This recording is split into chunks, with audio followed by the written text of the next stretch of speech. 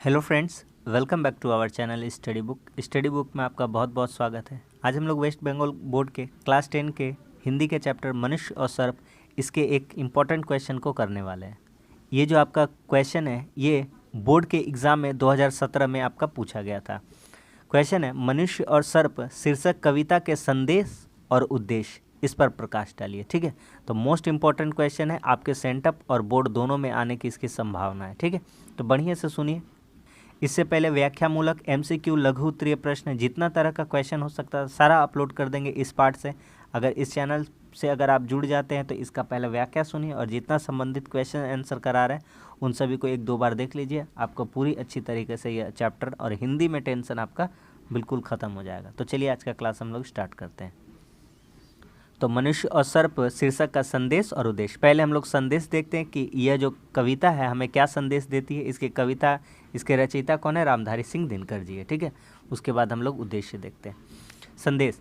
मनुष्य और सर्प शीर्षक कविता में कवि दिनकर जी ने, रामधारी सिंह दिनकर जी ने उस समय का संक्षिप्त वर्णन किया है जब महाभारत युद्ध में कर्ण कौरव की ओर से युद्ध कर रहा था और जो अर्जुन है वह पांडवों की ओर से युद्ध कर रहा था। ठीक है, मैंने आपको बताया था कि यह जो मनुष्य और सर्प है, यह जो पाठ में इसमें क्या बताया गया, इसमें महाभारत के भीषण युद्ध के बारे में बताया गया है जो कुरुक्षेत्र के मैदान में कौरव और पांडवों के बीच हो रहा था। कौरवों की ओर से कर्ण लड़ रहा था और पांडवों की ओर से अर्जुन। रणभूमि में जिस समय कर्ण अर्जुन आमने सामने एक दूसरे पर बाणों की बौछार कर रहे थे, उस समय अर्जुन के पूर्व शत्रु अश्वसेन नामक सर्प ने अर्जुन का वध करने में कर्ण से उसकी सहायता करने का प्रस्ताव किया। क्या होता है, जब दोनों युद्ध कर रहे होते, दोनों एक दूसरे पर बाणों की बौछार कर रहे होते, तो एक समय ऐसा आता है जब कर्ण अपने तरकस से, अर्थात जो तीर रखने का स्थान होता है, तरकस से तीर निकालकर अपने धनुष पर चढ़ाना चाहता है। उसी समय कर्ण के तरकस में एक फुंकारता हुआ सर्प निकलता है और वह सर्प कर्ण से कहता है कि हे कर्ण, मैं अश्वसेन हूँ, सर्पों का राजा हूँ और अर्जुन का परम शत्रु हूँ। अगर तुम मुझे अपने वाण पर चढ़ाकर उसकी ओर भेजोगे तो मैं उसे डस लूँगा और अपना जो मैंने जीवन भर का विष संचय किया है उसके शरीर में उड़ेल दूँगा और उसे मृत्यु के रथ में हमेशा हमेशा के लिए सुला दूँगा। ऐसा प्रस्ताव रखता है। ठीक है, देखते हैं। उस समय अर्जुन के पूर्व शत्रु अश्वसेन नामक सर्प ने अर्जुन का वध करने में कर्ण से उसकी सहायता करने का प्रस्ताव किया, किंतु यशस्वी एवं स्वाभिमानी कर्ण ने इस प्रस्ताव को ठुकरा दिया क्योंकि वह अपने आदर्श चरित्र एवं स्वाभिमान पर किसी भी प्रकार का कलंक नहीं लगने देना चाहते थे। जब यह वाक्य हो जाता है, जब वे कहते हैं अश्वसेन कि मैं अर्जुन से बदला लेना चाहता हूँ, अर्जुन भी तो तुम्हारा शत्रु ही है, तो क्यों न तुम मेरी सहायता से उसका वध कर दो। लेकिन कर्ण बहुत ही चरित्रवान है, स्वाभिमान है। हाँ, वह किसी प्रकार का कलंक अपने माथे पर नहीं लगाना चाहते हैं। वे कहते हैं कि अर्जुन मेरा शत्रु निश्चित तौर पर है, लेकिन वह एक मनुष्य है, वह सर्प नहीं है। अगर मैं किसी सर्प के माध्यम से उसे पराजित करता हूँ, उसका वध करता हूँ, तो मैं आने वाली पीढ़ी को किसी भी मुंह दिखाने के लायक न रह जाऊँगा। इस विषय पर उसकी सोच यह थी कि युद्ध में भले ही सर्प उसे विजय दिला दे, किंतु सर्प तो मानवता का दुश्मन है। अतः यदि उसने अर्जुन पर विजय प्राप्त करने के लिए एक सर्प का सहारा लिया तो उसका स्वाभिमान एवं सम्मान किस प्रकार सुरक्षित रहेगा, वह आने वाली मानवता को अपना मुख कैसे दिखाएगा। इस प्रकार यह कविता हमें एक बहुत बड़ा संदेश देती है। ठीक है, फिर से एक बार हम आपको समझा देते हैं, शॉर्ट में समझा देते हैं। क्लास में ही आपको मैक्सिमम बातें याद हो जाएगी, सिर्फ और सिर्फ आप सुनते रहिए अच्छे से। मनुष्य और सर्प शीर्षक कविता में कवि दिनकर जी ने उस समय का संक्षिप्त वर्णन किया है जब महाभारत युद्ध में कर्ण कौरवों की ओर से और अर्जुन पांडवों की ओर से युद्ध कर रहे थे। रणभूमि में जिस समय कर्ण अर्जुन आमने सामने एक दूसरे पर बाणों की बौछार कर रहे थे, उस समय अर्जुन के पूर्व शत्रु अश्वसेन नामक सर्प ने अर्जुन का वध करने में कर्ण से उसकी सहायता करने का प्रस्ताव किया, किंतु यशस्वी और स्वाभिमानी कर्ण ने इस प्रस्ताव को ठुकरा दिया क्योंकि वह अपने आदर्श चरित्र और स्वाभिमान पर किसी प्रकार का कलंक नहीं लगने देना चाहता था। इस विषय पर उसकी सोच यह थी कि युद्ध में भले ही सर्प उसे विजय दिला दे, किंतु सर्प तो मानवता का दुश्मन होते हैं ना। अतः यदि उसने अर्जुन पर विजय प्राप्त करने के लिए एक सर्प का सहारा लिया होता तो उसका स्वाभिमान एवं सम्मान किस प्रकार सुरक्षित रहता, वह आने वाली मानवता को अपना मुख नहीं दिखला सकता। इस प्रकार यह कविता हमें एक बहुत बड़ा संदेश देती है कि हमें भी अपने चरित्र के प्रति यशस्वी और स्वाभिमानी होना चाहिए। आगे देख लेते हैं इसका उद्देश्य। अब इसका उद्देश्य देख लेते हैं। इस कविता के माध्यम से दिनकर जी ने मानव चरित्र के आदर्श रूप का चित्रण किया है। वर्तमान युग की सभ्य किंतु दूषित राजनीति में व्यक्ति स्वार्थ सिद्धि हेतु अपने शत्रु के विनाश के लिए किसी भी सीमा तक गिर सकता है। आज की राजनीति का आदर्श वाक्य शत्रु का शत्रु मित्र बन गया है, किंतु हजारों साल पहले ऐसा न था। उस युग में युद्ध में भी निश्चित नियमों और मर्यादाओं का पालन किया जाता था।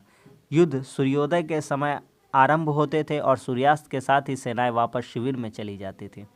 दिनकर जी हमें बताना चाहते हैं, इस कविता के माध्यम से यह अपना उद्देश्य देना चाहते हैं। यह उद्देश्य इस कविता का कि जो उस समय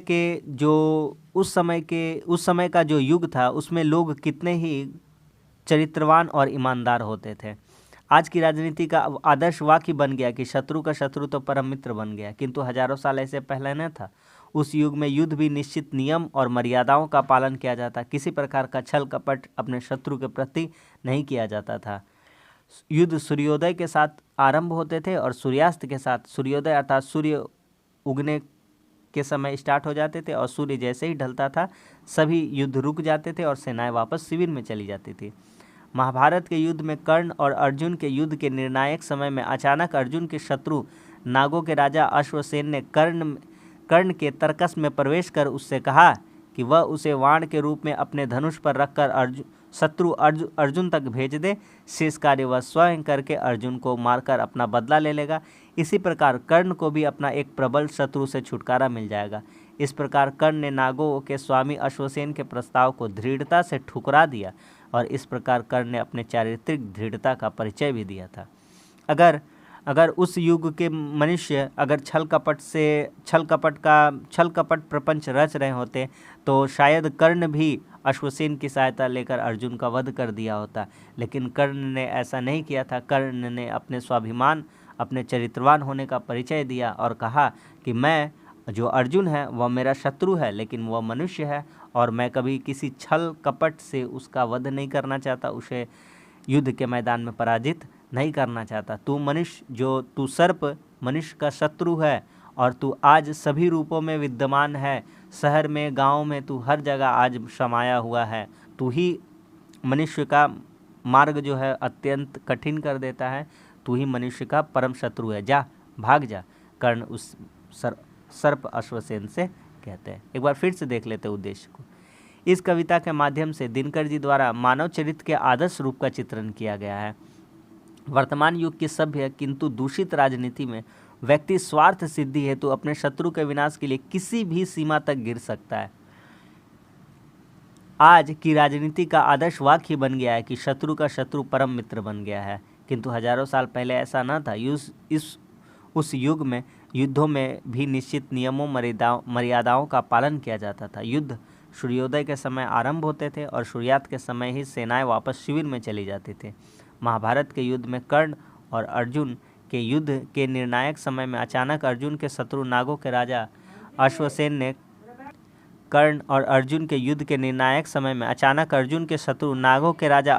ने कर्ण के तर्कस में प्रवेश कर उससे कहा कि वह उसे वाण के रूप में अपने धनुष पर रखकर शत्रु अर्जुन तक भेज दे। शेष कार्य वह स्वयं कर अर्जुन को मार देगा। इस प्रकार कर्ण को भी अपने एक प्रबल शत्रु से छुटकारा मिल जाएगा।